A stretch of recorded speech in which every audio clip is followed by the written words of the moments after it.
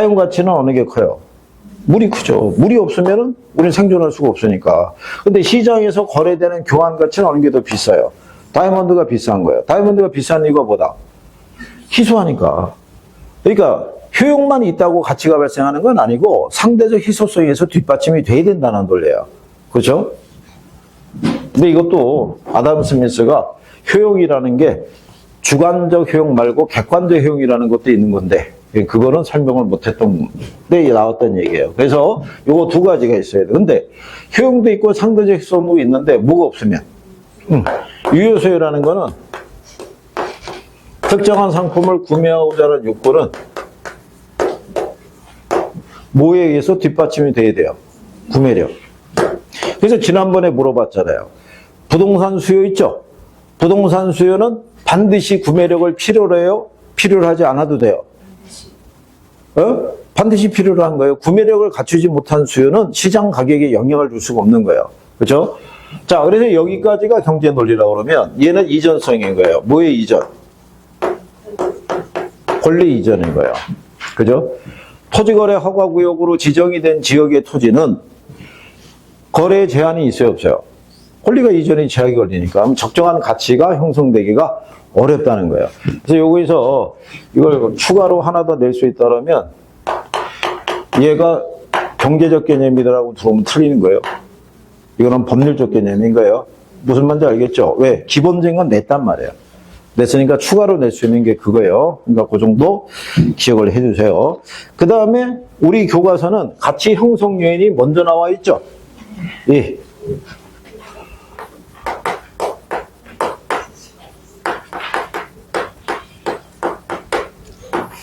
가치 형성 요인은요, 부동산에 경제적 가치에 영향을 주는, 그죠? 그러면 이 경제적 가치라는 거는 어디에 의해서 결정이 됐겠어요? 수요와 공급에 의해서. 그죠? 네. 그러면 이 수요와 이 경제적 가치에 영향을 준다는 얘기는 결국은 어디에 영향을 준다는 얘기예요? 가치 발생 요인에 영향을 주는 거예요. 즉 뒤집어 얘기하면 수요와 공급에 영향을 주는 거예요. 수요와 공급이 변하면 시장 경기가 변할 수 있어요, 없어요?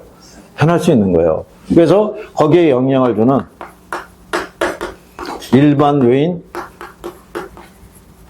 지역 요인, 개별 요인으로 나눌 수 있다라고 얘기하는 거예요. 그래서 일반 요인이라는 거죠. 전국의 부동산 거래에 영향을 줄 수 있는 요인이 있죠. 전국의 부동산 수요와 공급에 영향을 줄 수 있는 거를 우리가 일반적 요인이라고 그러고요. 일반적 요인 안에 들어가는 게 사회적, 경제적, 행정적 요인 이렇게 나눠주게 돼 있어요. 그리고 우리 교과서에 보면은 사회적 요인, 경제적 요인, 행정적 요인이라고 박스 나와 있죠. 342페이지에. 외우거나 할 필요 없는 거예요. 시장 상황에 따라 틀린 거예요. 만약에 시장에서 뭐가 상승하면, 이자율이 상승하면 전국의 부동산 거래에 영향을 줄 수 있어요, 없어요? 있을 거 아니에요. 정부가 양도세를 중과세 또는 보유세를 중과세하겠다고 얘기하면은 그것도 역시 부동산 거래에 영향을 줄 거 아니에요. 사회적 요인으로 얘기할 수 있는 건 뭐겠어요? 대학 수능이 어렵게 나오면, 불수능이면은 학군이 좋은 쪽을 중심으로 부동산 거래가 늘어나는 거예요. 이런 식으로 전국의 부동산 거래에 영향을 주는 거고, 이거를 좁혀준 게 무슨 요인이다? 지역 요인인데, 거기 지역 요인 보면요. 특정 지역 내에 부동산 가치에 영향을 미치는 요인으로서 지역 특성의 자연적 조건이 있죠. 조건 하에서 지역 부동산의 특성을 지닌다라고 돼 있잖아요. 그러니까 이런 거예요. 요 사회적, 경제적, 행정적 요인이 있죠. 요 범위가 축소가 돼서 적용이 되는 거예요. 우리가 지역도 보면은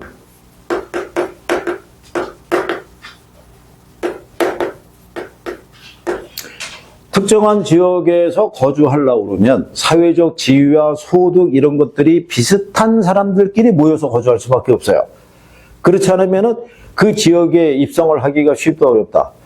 어렵다고 봐야 돼요. 그래서 이게 축소가 됐는데 여기에다가 얘네는 이것까지 포함한 거예요. 무슨 조건까지? 자연 조건까지. 그러니까 눈이 오면 같이 눈을 맞고 비가 오면 같이 비를 맞고 서울도 서울에 있는 모든 구가 비가 올 때 한 동시에 비가 올 수도 있지만 특정한 지역은 비가 오지만 특정한 지역은 비가 안 올 수도 있어요, 없어요? 자연적인 조건이 틀리잖아요. 그죠? 그것까지 포함한 게 무슨 요인이다? 지역 요인이에요. 그래서 나중에 감정평가법인 등이 뭐를 수집할 때, 사례를 수집할 때 요걸 공유하고 있는 지역을 인근 지역이라고 그래요. 그래서 인근 지역에서 사례를 수집하면 비교를 할 필요가 없어. 무슨 조건까지 똑같으니까. 자연 조건까지 똑같으니까. 그것만 기억해달라는 거예요. 여기서 항목은 외우거나 하실 필요는 없다는 얘기예요. 이해하시겠죠? 예, 그래서 이제 그렇게 정리한 거고요. 그 다음에 343페이지에 가면 부동산 가치 재원칙이라고 있죠? 예, 별표는 하는 거예요.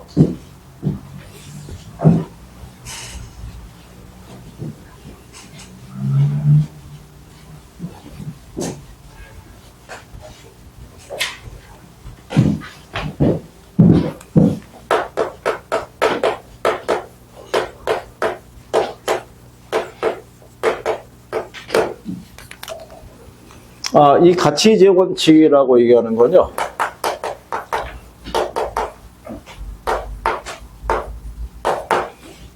부동산 평가 원리라고도 얘기를 해요. 그래서 이게 번역상의 차이예요. A라는 교수는 가격 원칙이라고 번역했고 B라는 교수는 평가 원리라고 번역을 했는데 두 개를 다 적어주는 이유는 예전에 13회 때 여기서 두 문제가 나왔는데 하나는 평가 원칙, 하나는 평가 원리로 출제를 했어요. 그러니까 원리나 원칙이나 같은 건데 번역상의 차이다 이렇게 생각하시면 돼요. 그래서 대부분 아마 여러분 시험에는 원칙이라는 표현을 많이 쓸 거예요. 자, 그러면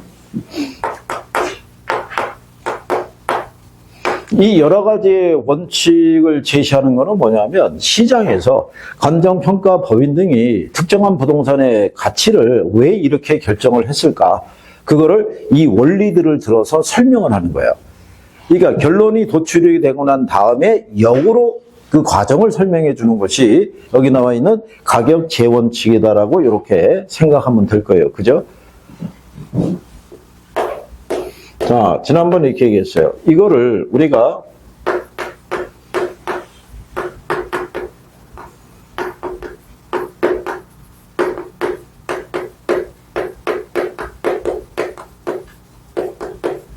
원래 풀어서 쓰면은 감정평가의 대상이 되는 부동산이라고 얘기를 해요.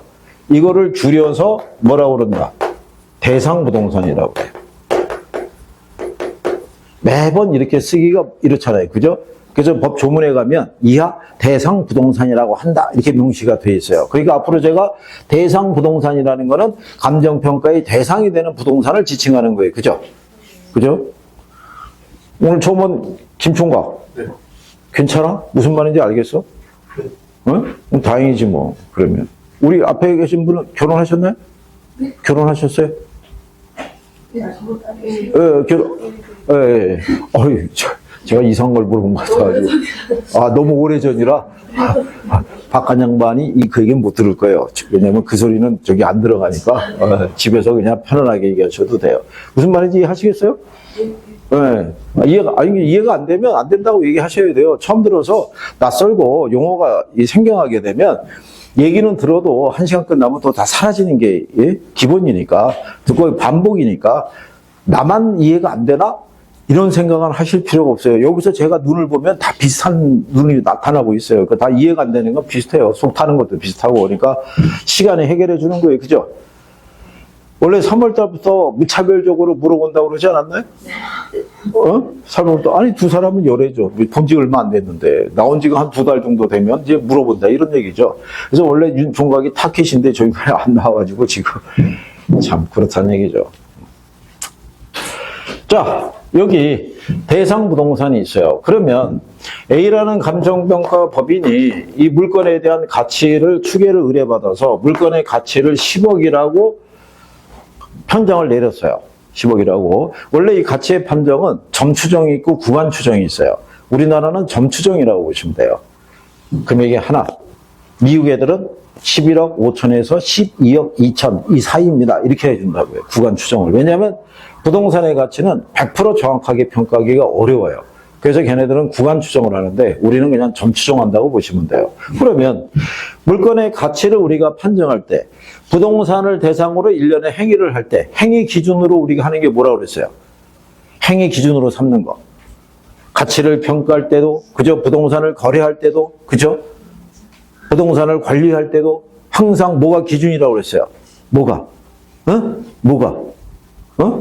아니, 나를 쳐다보면 어떻게 얘기를 해줘야지. 우리가 얼굴 보자가 모인 게 아닌데, 뭐라고 그랬어요, 뭐라고? 아니, 그리고 기존에 있는 사람이 얘기라도 해줘야 오늘 처음 나온 사람들이, 야, 그래도 조금 먼저 공부한 사람들이 낫구나, 이런 생각을 하는데, 대답을 못하는 거 보니까 55, 100번에 이렇게 생각할 거 아니에요.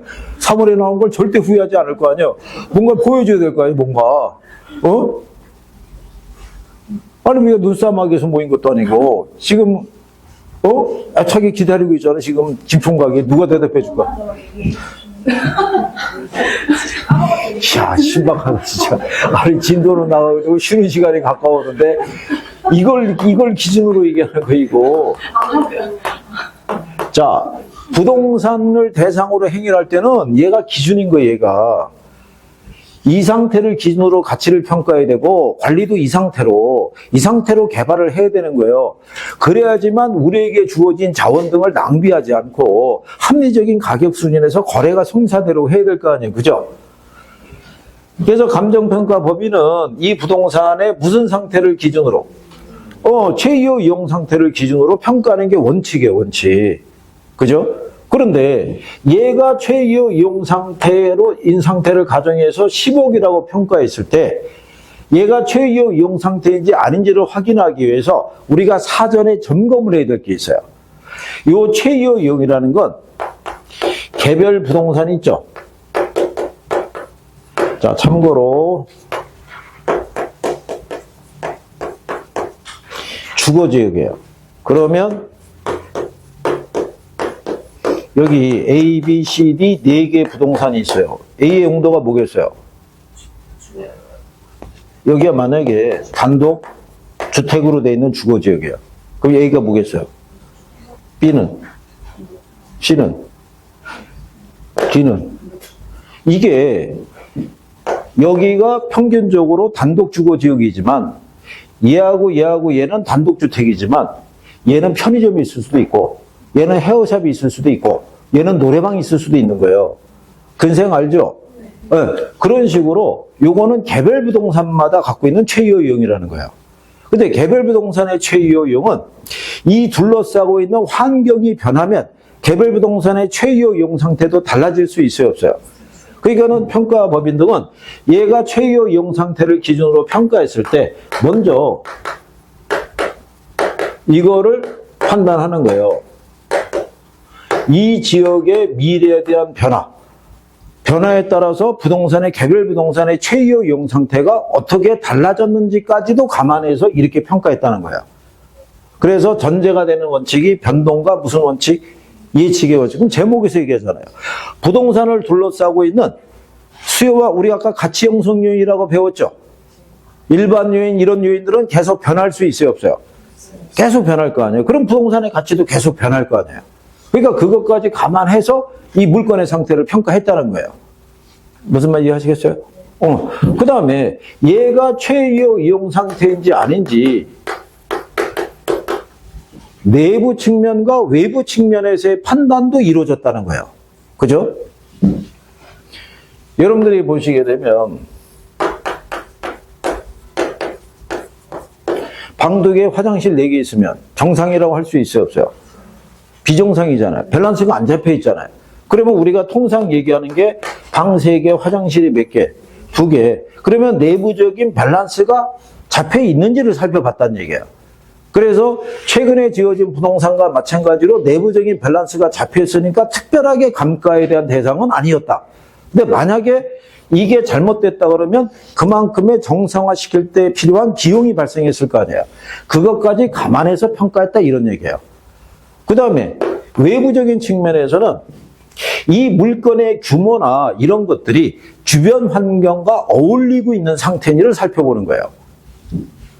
예를 들어서 여기는 통상 3층에서 한 4층 정도의 규모인데 얘만 이렇게 우뚝 솟아 있으면 정상적인 임대 수익이 발생할 수 있어요, 없어요? 주변의 부동산들이 3, 4층 규모로 돼 있다는 얘기는 시장이 현재 이 정도밖에 안 된다는 얘기예요. 이렇게 과잉 개량하게 되면, 그죠? 공실이 더 많이 나올 수도 있어요, 없어요? 있을 거 아니에요. 그러니까 이거 자체는 신축이라 잘 지었단 말이에요. 그러니까 얘가 문제가 있는 게 아니라 주변과 어울리는 상태인지를 살펴봐야 되는 거예요. 무슨 말인지 아시겠어요? 그래서 그것까지 감안해서 평가를 했다.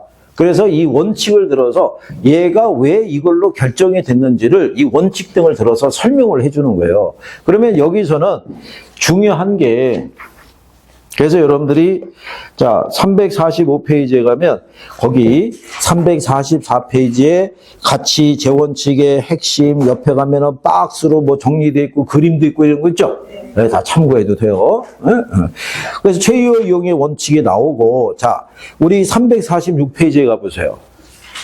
최유효 이용의 기초가 토대가 되는 원칙이라고 해 나오죠? 그래서 변동과 무슨 원칙이?